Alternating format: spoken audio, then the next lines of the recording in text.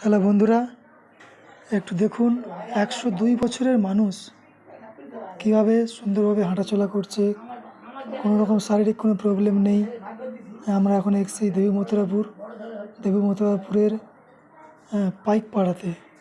সেই পাইক পাড়ায় 102 বছরের মানুষ এখনও পর্যন্ত উনি বসে আছেন, ভালো মতো কথা বলছেন। আমরা সত্যি অবাক হয়ে যাচ্ছি। আচ্ছা দাদু,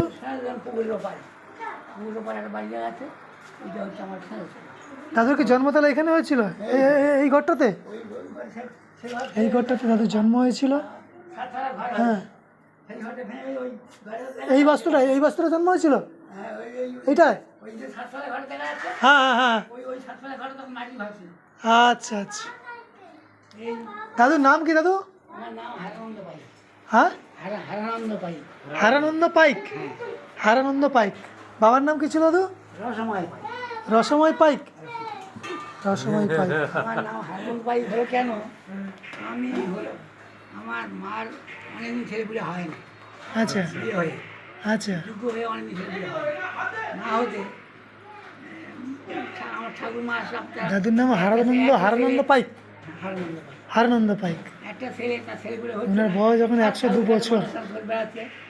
102 বছরের একটা বৃদ্ধ কীভাবে শটান, কীভাবে তাজা হয়ে আছে।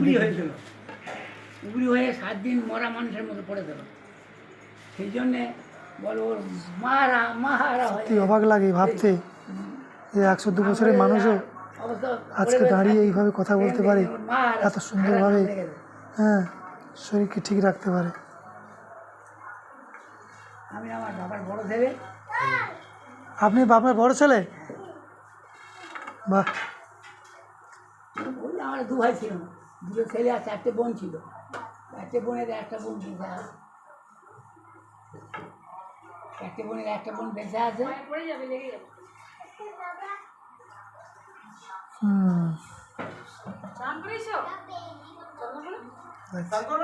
হ্যাঁ।